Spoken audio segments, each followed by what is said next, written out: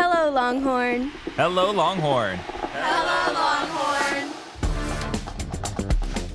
Hello, Longhorn. This is a Texas Exes podcast introducing you to Longhorn entrepreneurs and business leaders. I'm Sara Light, and today is our final episode of 2025, so thought we'd have somebody that makes holiday Christmas ornaments. It's Laura Ainsworth. She owns Texan Christmas, and she got her BS in advertising from the Moody College of Communication in 2008. Here's Laura. Why did you choose the University of Texas? Honestly, I grew up going to Camp Longhorn. Yeah. And the founder of Camp Longhorn is a Longhorn and was like a Texas swimmer. And there's all kinds of folklore around it when you're going to camp. And there's Longhorns everywhere. And a lot of the counselors there were Longhorns. And like, I just never even considered anything else. I'm like, that's the place where I have to go. Yeah. And at the time, it was 2004. I was in top 10% of my class at the time. And so I knew I was going to get in. And so I applied to one college. I was like, this is the spot. And I got in. I did not get into the business school, which I did originally try to, but I at least got into the school. So I never even considered anything else. You were advertising major, but you did business for a minor? I did the Business Foundations program. Okay. So that was my kind of way to dip my toe in the business side of things. So where did you live freshman year? I lived at Hardin House. And actually, I lived with my best friend in college. And so her mom had put her on like the wait list very, very early on. So she got like second choice of rooms. Oh, so y'all had a nice room. We had a nice room and we actually had our own bathroom, Whoa. which was like huge. So thanks to her, we had like a pretty good setup our freshman year. I'm going to shock everybody. So I lived at Scottish Rite Durham. And I want to say that out loud that it's the same price as Jester. And we had ladies who came and cleaned our rooms. Yes. Did they have that at Hardin House as well? No, I don't think anybody cleaned. Maybe like light cleaning, but honestly, I don't remember. Really? But that didn't stick with me if that was a thing. Yeah, I don't think so. But I mean, I guess they were cleaning the dorm. Yeah. Just like probably all dorms have people like cleaning the hallways. Exactly. Maybe? But I don't recall somebody cleaning our room specifically. Man. So There's this thought that maybe they washed our sheets.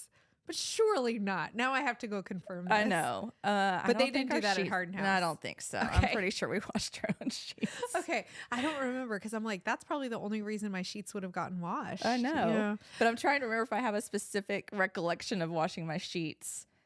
And I can't think of one. No, nobody does freshman year. No. No. I'm like, I don't remember specifically doing it. Unless a parent comes in and like does it for you. Exactly. Nobody does it. I don't remember that. So you were advertising major. Were you involved in any other student groups? I was in a sorority, so I was a Pi Phi whenever I was here. So that was my big organization. I did a lot of intramural sports and stuff. We're actually looking at the intramural tennis champion. Oh, really? I think I actually won the league in the tennis in the singles. So that was fun. But yeah, those were the major things that I was involved in. And then what did you think you were going to do? Like go get an advertising job? Well, I actually took a class while I was here that was sports marketing. Okay. And I loved that class. And so that's really, I didn't know what I was going to do. And then when I took that class, like, that's what I'm going to do. Sports marketing. Like, I'm going into sports marketing. That's my thing. And so every kind of internship, my first job out of college, all those types of things were really down a sports marketing path. Okay, because you interned for the Dallas Cowboys? I did. Yes. Are you from Dallas? I am not, but my boyfriend, who is now my husband at the time, was in Dallas whenever I graduated.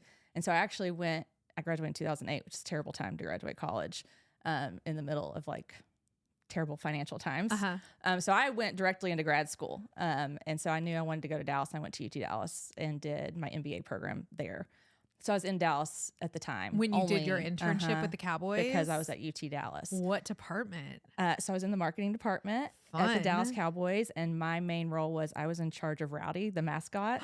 So any kind of marketing support that was around Rowdy. So that was kind of my job to be in control. But it was cool because I got to go to the different games and follow Rowdy around, like make sure he did all the different like sponsorship things while he was at the game. So I got to be on the field, in the stands, all those types of things during the game. So it was really cool. When you look back to your time at UT, it's kind of a new question I've been asking, but like, you know, it's all the small moments that I think still stick out. Like for me, it's like going to Tower Records and buying an NSYNC album or going to Town Lake. Like what are some of the small moments that still like hit you as your time as a student at UT?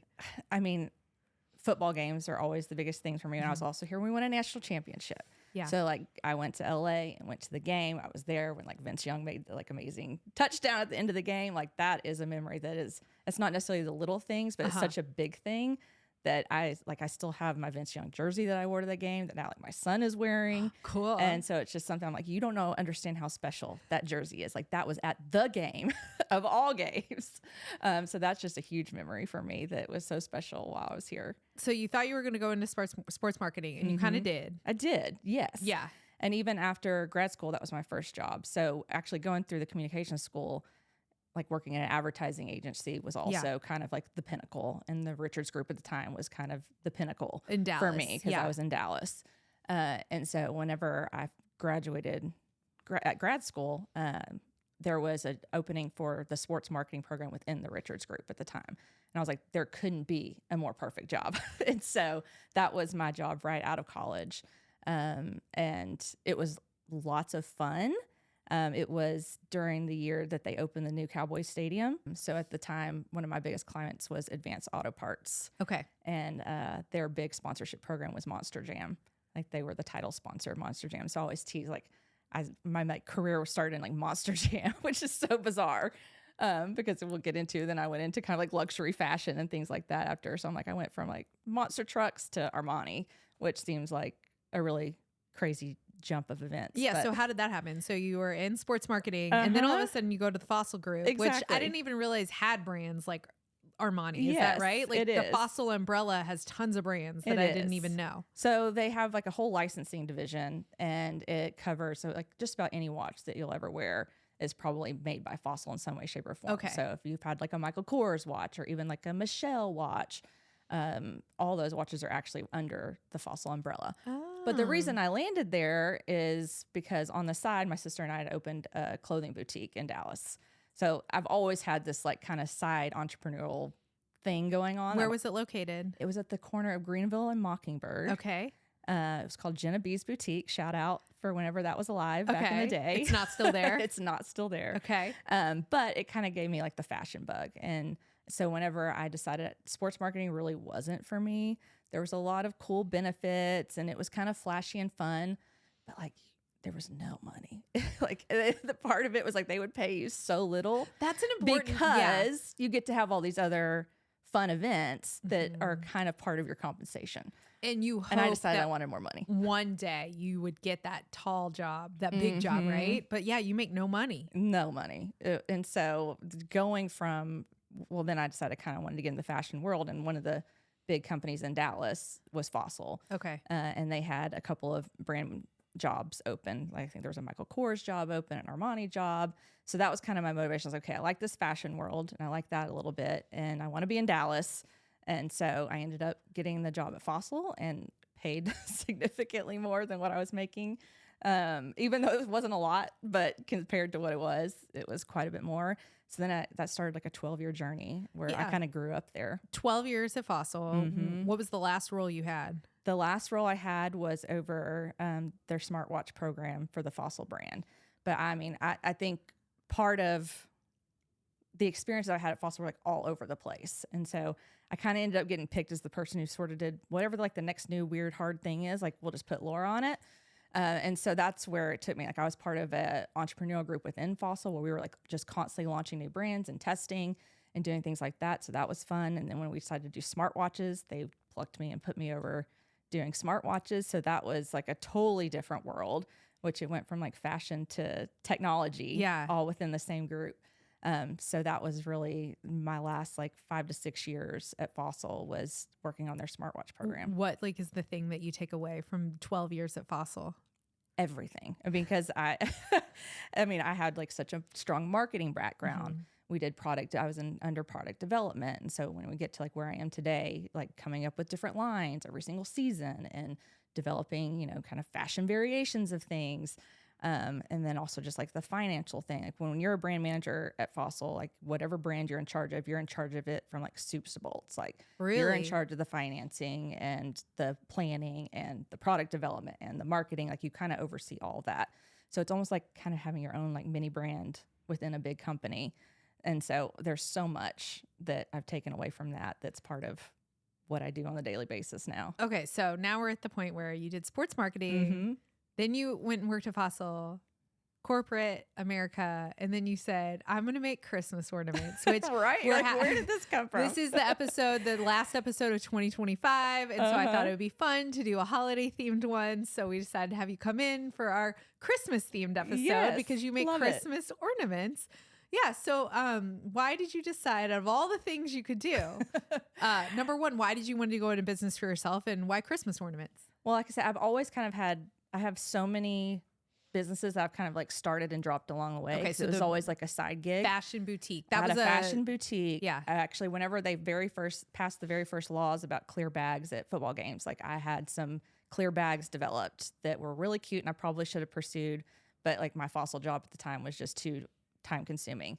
So that didn't exist. And actually the same brand exists today doing clear bags, which like I said, I should have stuck with it. Yeah.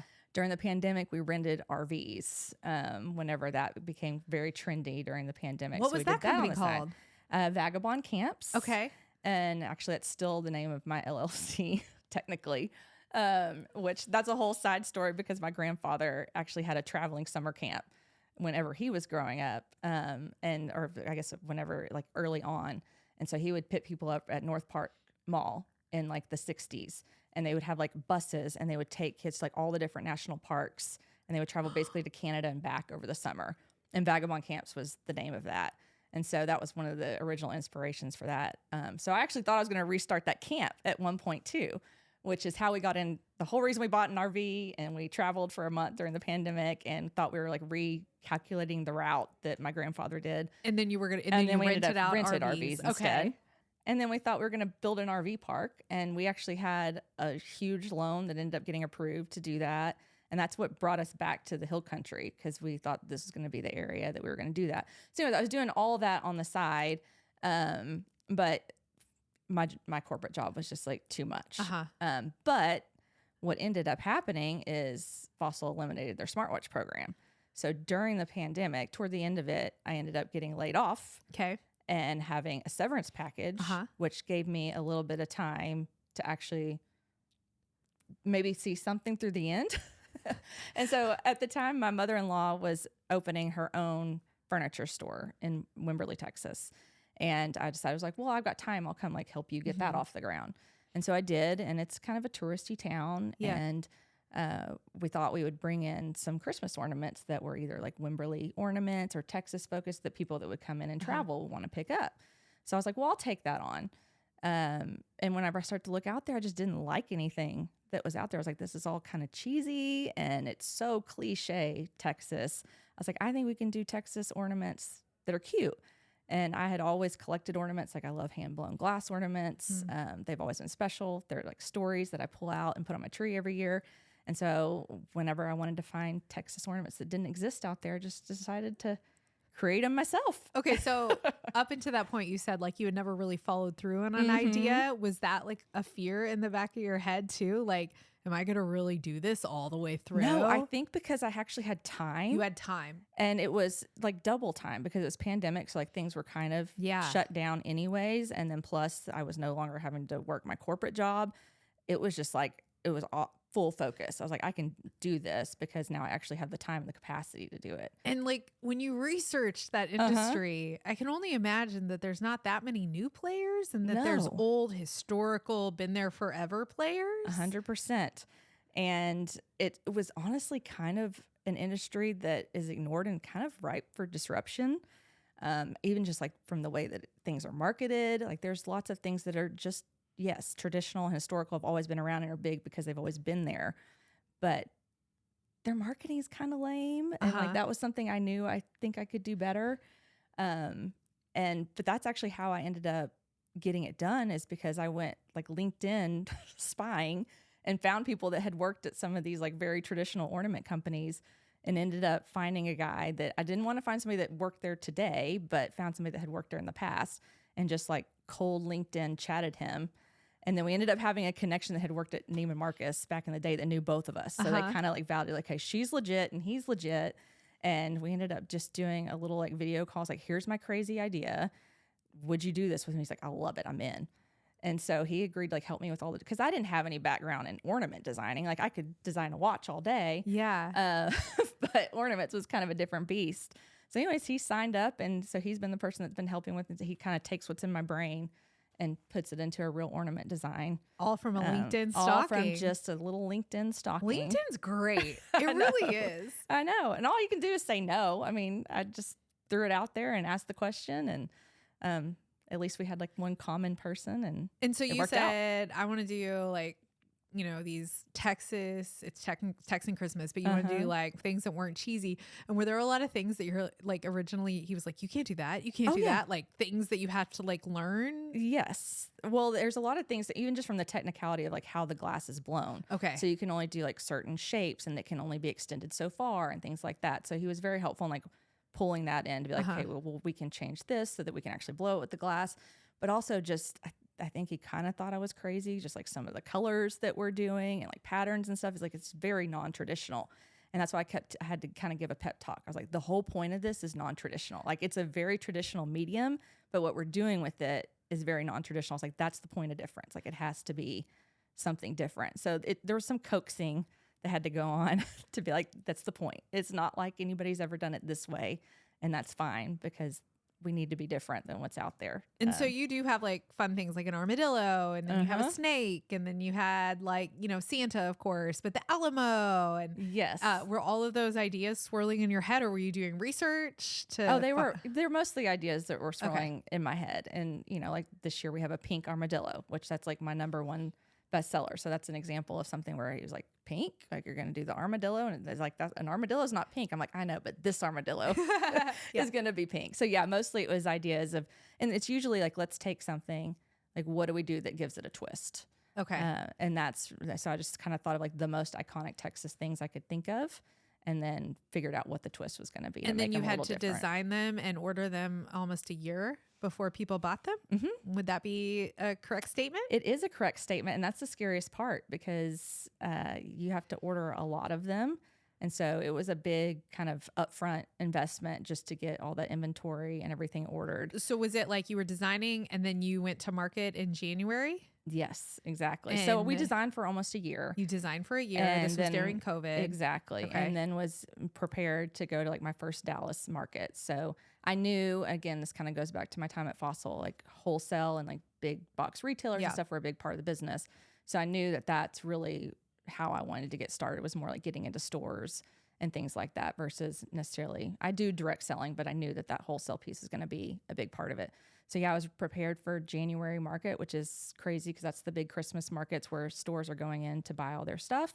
And we set up a booth. And honestly, my first booth was like in the back weird corner. I was next to some like terrible Christmas lights. It was not a good spot. But I had a couple of people that found me back there and we got a really good start. But it really wasn't until that next June market where the people at the Dallas market, I think, finally had to realize that, okay, this is a legitimate company. You kind of have to get your foot in the door. I got a better spot, and it really just kind of took off from there.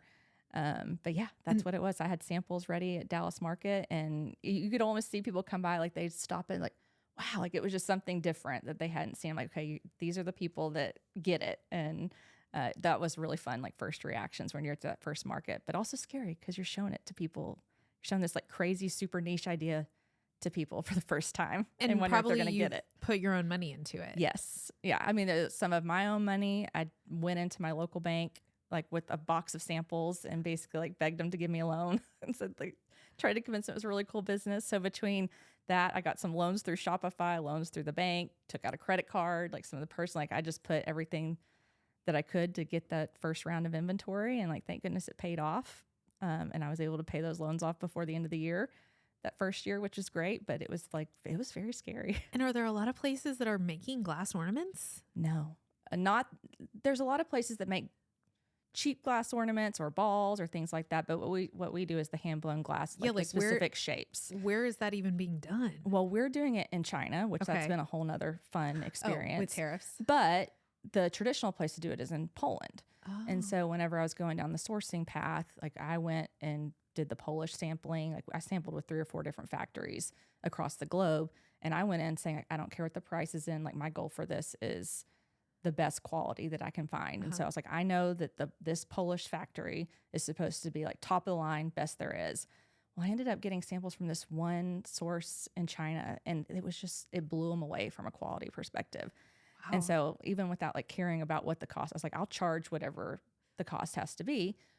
But they just did such a good job. And so when all the tariffs and all that stuff, which is another fun conversation for another day, I was like, I love my factory so much. I was like, and they're so good at what they do. And so like, I really don't want to have to change that. And so I think it has a bad connotation for people like, oh, made in China. But I'm like, you don't understand how much sourcing went into this and how many comparisons we made to make sure we were just getting like the best of the best. So they are made in China, but I stand behind the factory because I worked really hard to find. Have you ever been who there? It is. I haven't. We do lots of video calls and send videos and chats and things like that, but I haven't actually physically been there. So the Christmas ornament industry, like we had Rev Gum and they were talking about the gum industry. It's very secretive. Is it that way in the Christmas ornament industry at all? I don't know. I think it's pretty, I don't think it's secretive, but it's just, there's not that many players. Okay. I think I listened to the Rev Gov, so it's a very condensed set of groups. Like there's a couple of like the high end, really collectible ones that people know, and then there's some of the just like cheap Hobby Lobby ones that they can spit out lots of them. But there's not a whole lot of companies doing it. It's pretty condensed. There's maybe like 3 or 4 big ones that do it. The other thing I want to talk to you about, because I see you hustle in the Natalie from Bala came in and talked about like how an entrepreneur has those hustle years, like where you're fulfilling orders, at your house. Yes. And that's kind of the nature of your company. It probably always will be, unless who knows, you can definitely scale it up. But, the hustle that you have to do to hit all these holiday markets, and you have to go and you have to set up and you have to work the whole time and you have to be happy and you have to sell and then you have to tear down, and you have to do it because you have one time a year. Right. That's it. Yep. Nobody's buying holiday ornaments in March. Exactly. They're buying them in like October, November, December. Yes. Right. So you basically just go. I do. In the fall. Yes. And then that's direct selling to the customer. So I do. I've set up a lot of, and that's been the best marketing for me. The good news is right now it's a Texas brand. Like I'm pretty Texas based. And so everything that I do is pretty focused here, which is great. And I'm in the first couple of years. So it's like every opportunity I get to get in front of people, I'm like accepting it. I'm like, yes, I'll go, I'll set up, I'll sell, get as many eyes on it as possible. Cause this is really a collectible product. So I'm like, if I can get one person this year, they'll come back to me next year. Cause that's part of how we set this up, is that we change them every year. They're intended to be collectible. So yes, there's a lot of hustle going on right now, cause I'm kind of saying yes to everything. And even I think my kids this year at the end of the season were kind of like, are you really going to another market? So I think maybe I overcommitted this year. This will definitely be my hustle season. Maybe next year we'll be to a spot where I can slow that down a little bit. But I did hire somebody part-time to help me fulfill orders this year, which has been like game changing, because yes, last year I was fulfilling every single store order, every single online order, all that. And I was spending so much time just packing and shipping orders. But I think that's how we kind of all start. Is it fun? Like I have this like romanticized view of it. Like you were probably sitting at Fossil and one day you're just like, oh, I just wish I could have my own thing and I could just be like fulfilling orders till 3 a.m. That's exactly what the dream is, right? And then you're like, I want to pack and ship orders every day. You're packing and shipping orders until 3 a.m. And the reality is, it so much harder than you thought it would be? Or has it been fun because you're living the dream? Honestly, I think it's been fun. And part of that is just being in control of my schedule. Yeah. Like I love not being on somebody else's time. And even if I have to be up at 3 a.m., like it's still my choice, my time. And I can dedicate those few hours, where my kids are out of school in the afternoon, to them. So I've really loved it. Now, is it glamorous? Like 99% of the time, it is not glamorous. Yeah. No, but I'll take it any day. But besides, honestly, and the other thing I'll always say is, I want it to grow to the point where it's really comfortable lifestyle. I'm not looking to make like a multi-billion-dollar company. Like I want a comfortable lifestyle that I can control. And yes, I think there's some opportunities for growth. We have some exciting things happening next year, but my goal is not to be a giant company. I want to have like control of my days and control of my time. And that to me is the dream. It is interesting thinking though that like you did get all the experience on someone else's dime at Flossel to learn how to do everything. So it kind of seems like you know exactly what you want to do and how to do it. Yeah. Like there weren't probably that many missteps. No, because there really weren't. Because it's I'm like, it's the same thing. I just kind of swapped a dib for a dab. Like it's a watch for an ornament. So yes, thank you, Fossil. Thank you for giving all me the education. Yeah. Exactly. And even honestly, like going all the way back to the Richards Group and working in an advertising agency, like that's a whole nother set of skills that I'll use every day of my life. Yeah. Just working for different clients and different companies and seeing how they work, like all that, it all kind of like snowballs into the fact where honestly, like this, it does feel a little bit easy because I've been doing it for a long time. So we're recording this in December. This is going to air mid-December. And then it all starts again for you in January when you go to the Dallas market. So you already have designed year 3. You have 2 years of designs. So you've already designed year 3, and then you will start selling those at market in January. Yes. And so that's what we were talking about before. It feels like after Christmas season, it should be the slow season. But because I do selling to stores, the wholesale season starts in January. So we just start right over again with our new sets of ornaments and samples. And we're launching a new line this year. So we've been Texan Christmas, where I'm going to do a more traditional Christmas line because our ceiling really at this point has been we really can only sell to Texas stores. Yeah. And so that we're pretty saturated in Texas stores now. So this new line will allow us to kind of be able to sell to the other 49 states. So that's exciting. But yeah, it all starts in January and we get to start all over again. So by the time I get to this point in Christmas, I'm so sick of the ornaments because I've been looking at them for almost 2 years before they actually get to market, between like the design process and sampling and all that. So here we go again. So looking back at your time at UT, some of the questions I like to ask, like favorite place to get food. So Cain and Abel's had a chicken sandwich back in the day that like I still think about. Do they still have it even though they've moved? Is there a location? There is a Cain and Abel's. Where? Just down the street on Rio Grande. Oh, they reopened a new one, didn't Yeah. they? I don't know. I haven't checked because I've been thinking about that for a long The time. same owners. After they closed the one on the lake, I was like, when am I ever going to get my chicken sandwich again? There was also Gumby's that was right down the street from Hardin House at the time. And it was my roommate and I at the time, they knew by caller ID. They'd be like, okay, 2 of the chicken salads. Like they knew our order. So at least it wasn't the pizza. We were like being semi-healthy. But they would know, like, because a couple times a week we would call and get the chicken salads and go run down there and get them. So I still think about that Gumby's chicken salad too. Well, thanks for coming in. Happy holidays. Happy holidays. There's a lot of ornaments that have sold out this year, but there's still chances to get some others. Yes. And again, they're limited edition, so you buy them. They're really good gifts. Yes, they're a I perfect gave kind of them under out as- $50 gift. Yep. And But they're it comes packaged in a, nicely. Yes, it comes in a You just beautiful gotta put box. a little bow. Yep. That's right. You just put a little bow. Yeah. Exactly. But it's a nice one to wrap. It feels big. Yes. It's very pretty. Well, I appreciate that. Well, thank you for coming in and hook 'em horns. Hug 'em horns. Yeah. Thank you.